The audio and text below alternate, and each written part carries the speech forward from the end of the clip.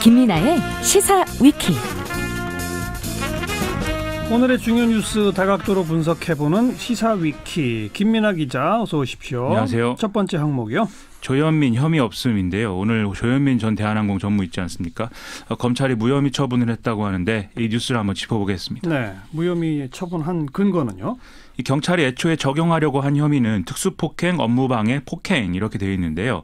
이 중에 특수폭행은 혐의가 없고 폭행은 이제 공소권 없음으로 판단을 해서 업무방해죄만 검찰로 넘어간 상황이었습니다. 근데 검찰은 이것도 이제 무혐의 처분을 했다라는 겁니다. 먼저 그럼 업무방해 내용이 뭐죠?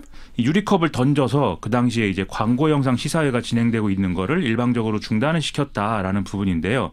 경찰은 조현민 전 전무가 해당 광고의 총괄 책임자로 업무적 판단을 한 것으로 봐야 되기 때문에 타인의 업무를 방해한 것으로 단정하기 어려워서 이제 이 혐의를 적용하지 못한다 이렇게 판단을 했습니다. 예. 또 특수폭행은 뭐예요? 그건 이제 유리컵을 던진 것에 해당하는 이제 제목인데요. 경찰은 유리컵을 사람이 없는 방향으로 던진 것은 법리상 사람의 신체에 대한 유형력 행사로 볼 수가 없다 이렇게 판단을 해서 특수폭행도 적용할 수가 없다 이렇게 봤습니다. 혐의가 없다. 그렇습니다. 폭행은 공소권 없음이라는 건 뭐예요? 직원들의 얼굴에 음료를 끼얹거나 폭행을 했다. 이게 이제 그 폭행 혐의인데요. 폭행은 피해자가 처벌을 원하지 않을 경우에 처벌할 수가 없는 반의사 불벌죄거든요. 그래서 피해자 2명이 모두 조현민 전 전무 처벌을 원치 않는다 이렇게 말하고 있다라는 건데요. 예. 뭐 일각에서는 이 반의사 불벌죄 부분을 좀 그냥 강제로 할 수 있는 그런 부분이 있지 않는가 좀 이렇게 문제 제기를 하고 있는 그런 상황입니다. 네. 그래서 어쨌든 조현민 혐의 없음. 반대로 그 아버지인 조양호 회장은 불구속 기소됐죠? 조양호 회장이 받고 있는 주요 혐의는 뭐 270억 원대 횡령 및 배임 등을 비롯해서 여러 가지가 있는데요. 대한항공 기내 면세품을 납품받는 과정에서 총수일가가 운영하는 중개업체를 끼워 넣는다든지 또 자녀들이 보유한 계열사 주식을 해당 계열사로부터 뭐 2배나 비싼 값에 되사게 했다든지 해서 40억이 넘는 손해를 끼친 혐의 등이 이제 포함이 돼 있고요. 예. 또 땅콩회항 사건 때 장녀인 조연아 씨의 변호사 비용을 회사 돈으로 냈다. 이런 혐의도 이 기소 내용에 포함이 되어 있습니다. 그리고 뭐 약사법 위반도 있던데요.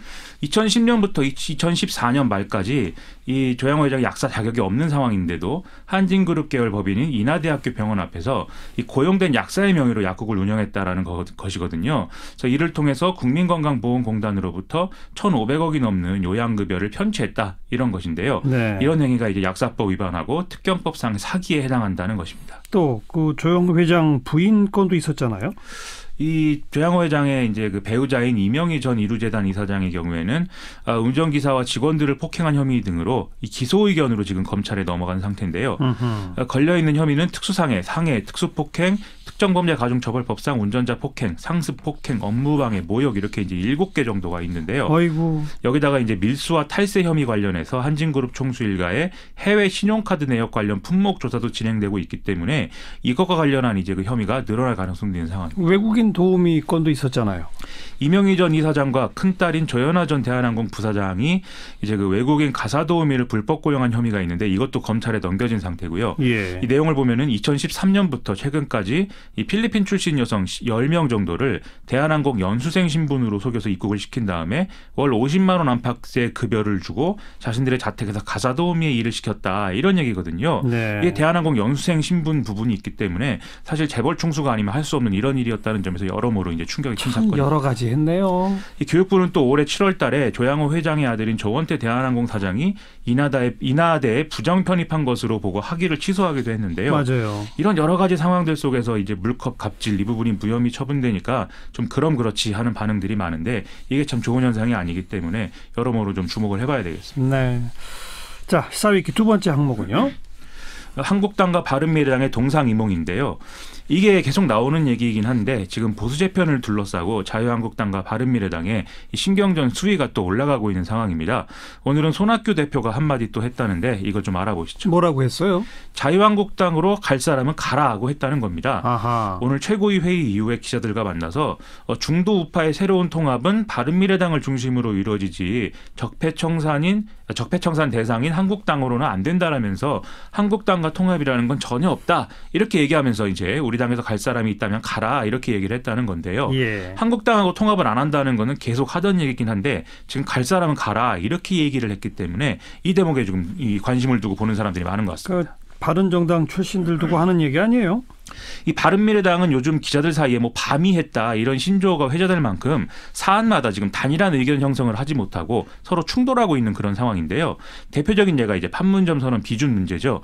국민의당 출신들은 상대적으로 적극적인 태도인데 바른정당 출신들은 정체성 문제를 거론하면서 이제 거부하는 그런 상황입니다. 예. 손학규 대표의 발언은 이런 균열을 좀 반영해서 말씀하신 대로 바른정당 출신들을 겨냥한 그런 발언으로 좀 받아들여지고 있습니다. 게다가 자유한국당은 계속 러브콜을 보내고 있잖아요. 자유한국당이 최근 비상대책위하고 조직 강화 특위 등을 통해서 보수 통합을 강조하는 메시지를 연일 이제 내놓고 있는 상황이죠. 김병준 비대위원장의 경우에는 언론 인터뷰를 통해서 이 바른미래당과 공동 대여 전선 구축을 위해서 최대한 자유한국당의 몸을 낮춰야 된다 이렇게 얘기를 하기도 했고요. 예. 또 전원책 조직 강화 특위의 특위원도 이 바른미래당 중진 의원 몇 명에게 지금 만나고 싶다는 뜻을 이미 통보했다, 일정 조율하고 있다 이렇게 얘기를 하고 있습니다. 바른미래당 출신 의원, 바른정당 출신의 지금 바른미래당 의원들 반응이 어떻게 나와요? 지금 이제 그 국민의당 출신이긴 하지만 보수색이 강한 이현주 의원의 경우에는 문재인 정부의 폭정을 막기 위해서 자유한국당과 바른미래당이 힘을 합쳐야 된다 이렇게 주장한 바도 있고요. 바른정당 출신 중에서는 하태경 의원이 친박 친홍에 대한 인적 쇄신이 제대로 된다라면 적극적인 연대를 해볼 수 있다 이렇게 발언한 바가 있습니다. 또 바른정당 출신 일부에서 복당 가능성을 조심스럽게 언급하는 것 자체는 사실인데 지금 상태의 자유한국당으로는 돌아가기 어렵지 않겠느냐 이런 좀 대략적인 공감대가 또 있다 이런 얘기도 언론에서 나오고 있습니다. 지금 상태로는 못 간다는 얘기는 뭔가 혁신을 하면 갈 수 있다. 그죠? 그렇게도 해석을 할 수 있는 것이죠. 네. 오세훈 전 서울시장 얘기가 자꾸 나오더라고요, 요즘. 이 홍준표 전 대표와 김무성 의원이 나오는 전당대회라는 걸로 이제 혁신 이미지를 주기가 어렵다. 이런 우려가 커지는 상황이니까 이 오세훈 전 시장 영입을 시도하자. 이런 얘기가 자유한국당에서 나온다는 것인데요. 예. 오세훈 전 시장은 또 바른정당에 함께 했다가 지난 2월 탈당한 이력도 있기 때문에 이게 성공할 경우에 어떻게 되는 거냐. 여러 시나리오들이 언급이 되고 있습니다. 네. 그 무상급식 주민투표 그것 때문에 사퇴했던 거죠? 이 오세훈 전 시장은 2010년에 시장직을 걸고 무상급식 주민투표 실시했다가 유효 투표율을 달성하지 못해가지고 시장직을 사퇴를 했죠. 이후에 7년 가까이 정계 복귀를 하지 못하고 있고 지난 총선에서는 정세균 전 의장에게 이제 패배를 했습니다. 예. 최근 들어 예능 프로그램 출연 등으로 다시 활동 범위를 넓히고 있는 상황인데요.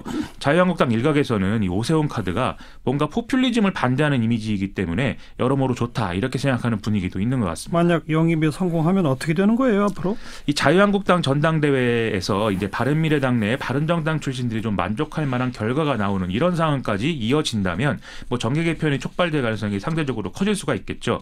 그러면 바른미래당의 이 국민의당 출신 일부가 이제 남게 되는 시나리오가 되는데 이들 중 일부는 다시 이제 민주평화당이랑 합쳐서 제3지대를 모색해야 된다 이런 얘기를 하는 사람들도 있다고 합니다. 예. 근데 민주평화당 내 일부 의원들은 또 더불어민주당으로 가고 싶어한다 이런 얘기로 최근에 화제였지 않겠습니까? 예. 이 문제는 좀 아무래도 더 시간을 두고 지켜볼 수밖에 없는 그런 상황인 것 같습니다. 제각각 성향에 따라서 진로가 좀 달라지겠군요. 그럴 것 같습니다.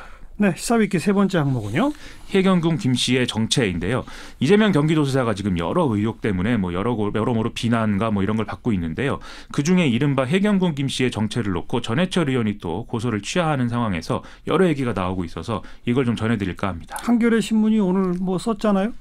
이 해경군 김 씨의 트위터 아이디 주인이 이재명 경기도지사가 성남시장에 재직하던 시절에 일했던 운전기사 모 씨다. 이런 진술이 이제 나왔다라는 내용을 이제 한겨레가 인터넷판으로 기사를 쓴 건데요. 예. 이것은 이재명 지사 팬카페 운영자였던 모 씨가 경찰에서 본인이 진술한 내용을 한겨레에 밝힌 것이라고 합니다. 그러니까 한겨레는 이에 앞서서 경찰이 이른바 해경군 김 씨 트위터 아이디 주인이 이재명 지사 부인이 아니라는 진술을 확보하고도 적극적으로 수사를 하지 않고 있다. 이렇게 보도를 한 바가 있습니다. 뭐 이런 보도에 대해서 경찰은 뭐라 그래요?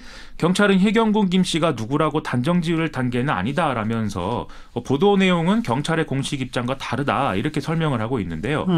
이미 이재명 지사가 지방선거 예비후보 시절에 해당 트위터 아이디 주인에 대해서 50대 국민의당 지지자이고 남성이다 뭐 이렇게 얘기를 한 바 있다면서 한겨레 보도 내용은 새로운 내용이 아니다 이런 설명을 또 하고 있습니다. 아무튼 경찰이 확인해 준 건 아니네요. 그렇습니다. 그럼 이재명 지사 부인 김혜경 씨 조사는 이루어지는 거예요? 어떻게 되는 거예요? 지금 이정렬 변호사가 지난 6월 달에 공직선거법 위반 및 명예훼손 혐의로 김혜경 씨를 고발을 했기 때문에 피고발인 신분으로 조사를 받게 돼 있는 상황인데요.